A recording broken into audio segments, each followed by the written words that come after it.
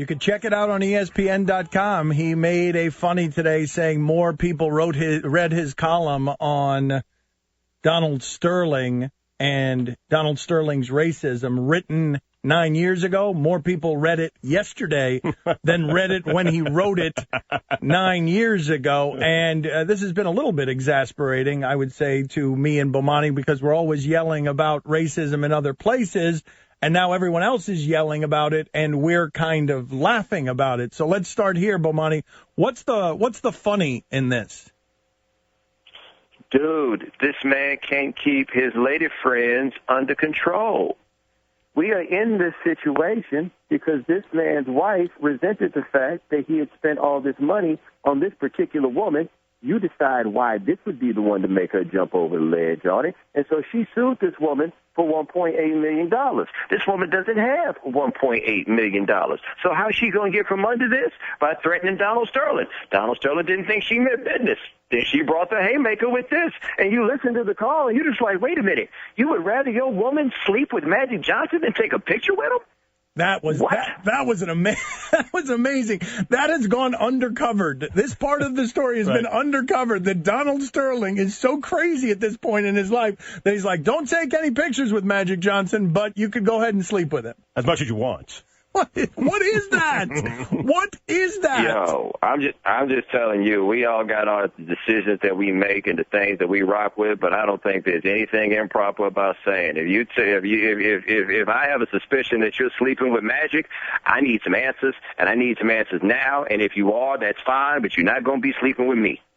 What just happened here, Bomani? Why'd y'all do that to me right there? Why'd y'all do that to me? Y'all went real silent at that moment, knowing damn well everybody's on the same program here. I don't think there's nothing wrong with that. Wait, you expected me to go silent? You nailed the landing there. You nailed the landing like a gymnast. Yeah, but y'all did. Y'all still kind of left me out there like, ooh, I think you might have gone too far. I mean, he's right. We didn't exactly, cradle him like Bella Carolla. I was trying to move the conversation to some of the other... Okay, just checking, just making sure everybody is in the right place. What else? What else is funny about this?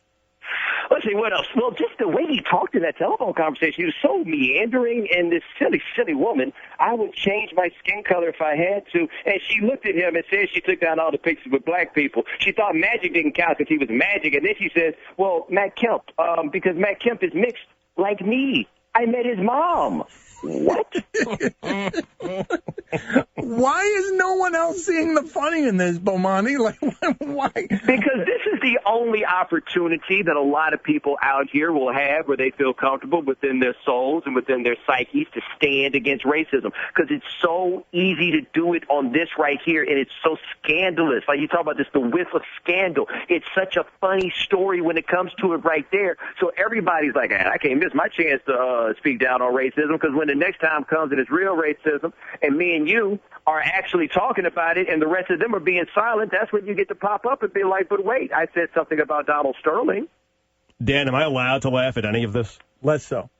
What would stop you from being able to laugh at this whole idea with Magic? I think we all can laugh at that. I mean, that's crazy. That is the talk of a crazy person. I don't even understand what the seeds of that are. Well, here's what's going on here, and this is what I don't think people are discussing. He didn't say he didn't want black people coming to his games. He didn't say he didn't want Magic Johnson coming to his games with black people. He said he didn't want his woman out there with black people because that was going to be embarrassing to him. And most of the racism that he talked about on that call was actually blaming racism on society and saying that he was simply riding along with what was necessary given the world that he was in. Now, you tell me right now if you believe for a second that Donald Sterling is the only person that'll see his woman out here cavorting with a bunch of young black dudes or black dudes of any type. Tell me right now you think he's the only one that would have a problem. He's not. Right? What he talked about was actually fairly illuminating if you want to listen to it, because what he said was, this is how things go with the rich people I hang out with, and the rich people I hang out with don't want their woman out here hanging out with black people, even if she's black. Bomani, did any of this make you angry? Anything? No. Why?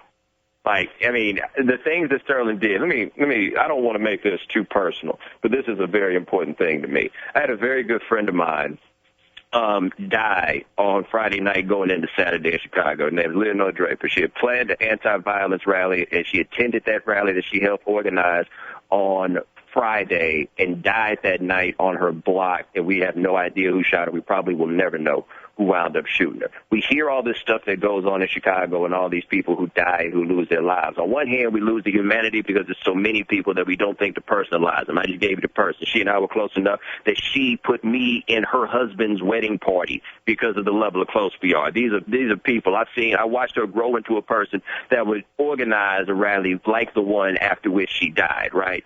All that stuff that's happening in Chicago is a byproduct of housing discrimination. I was talking to somebody today who will tell you there are large swaths of land in Chicago in between, like, the south suburbs and downtown, just on the south side, that people simply don't live in, because in Chicago, when black people moved to that city from the south in the 1940s and 1950s, white people got the hell out of Dodge. They built a freeway system that ran through black neighborhoods, and the whole purpose of that freeway system was to get white people from the suburbs into their jobs safely without having to make any stops in between. That's what housing discrimination does. Housing discrimination is the biggest reason that we could point to historically for why we got all these dead kids in Chicago, fighting for turf, fighting for real estate, with poor accommodations and facilities and everything that you're supposed to have within the city, poor education, all of this because the tax dollars and everything else decided to move away. And a lot of people like to use it as a strategy to avoid that. It's like to find an apartment in one of those nice neighborhoods so then they can send their kids to nicer schools and have a chance for their kids to go somewhere in life. Instead,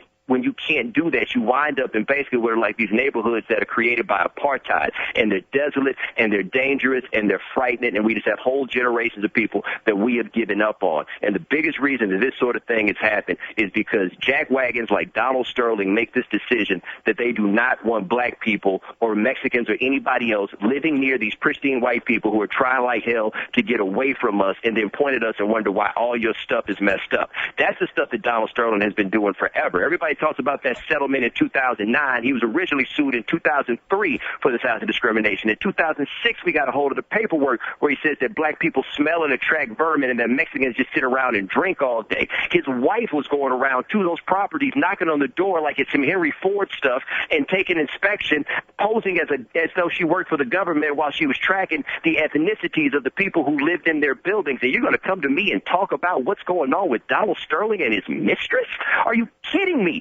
That stuff was real. That stuff matters. That stuff literally kills people. And everybody and their mom is so charged up about Donald Sterling. So I'm going to go to a funeral next week for somebody who took somebody else's bullet because that city's become a war zone, and the people that have money and the people who could possibly do something to fix it ignore it and go to their homes in the south suburbs that for the last 70 years people have tried their damnedest to keep black people out of. But I'm supposed to get charged up because Donald Sterling said his rich friends don't want his black mistress to be around black people. People need to get their heads out their clavings and realize that this here is fun to talk about, but this is nothing. The real stuff that happened was that. So when all these guys get up here and stand on their soapbox and wag their fingers and start talking about, oh, we won't tolerate this racism, we won't tolerate what Donald Sterling said, what they're not tolerating about Donald Sterling is the fact that what he said was impolite and what he said was gauche. That's what their problem is. But when Donald Sterling was out here toying with people's lives on things that really matter as matters of life and death, the media, the NBA, these sponsors, and all these people now who want to get patted on the back for what good people they are didn't say a mumbling word. They can all kiss my behind, every single one of them, because when we start looking at all these people in these lists who are dying as an economic byproduct of the people like Donald Sterling, and you now have a problem because, oh my God, he said something that intimated that he doesn't respect his players, I'm calling you out as a fraud. It cannot be said better than that anywhere. It is also dispiriting. Like it is. There's an element of it that's just totally dispiriting, Bomani, because this is going to be the news cycle and the noise cycle for the next, however long this lasts. And what you just said right there can't creep its way into the news cycle. Well, we got to find a way, though, because the thing that people need to stop doing is people need to stop lying about their levels of concern about race. Look, I can live with the people every day who tell me I talk about race all the time and tell me I scream racism all the time because they never say anything about when racism screams at me. When racism screams at me, I'm supposed to shut up and take it like a soldier, right? And if that's what you want, hey, I've gotten pretty far in life. Maybe that's the technique you think that I'm supposed to have, right? Maybe that's what it is. But when the real stuff happens, nobody has anything to say. And if you were to ask people, what what exactly did Donald Sterling say that intimated his own level of racism? A whole lot of people are going to have a hard time saying it. But then you go ask those people how many things they do so that they don't look like they like black people around their friends. Would you think these people who get up on the internet and tell me stuff like, I normally don't agree with you, comma, but, ...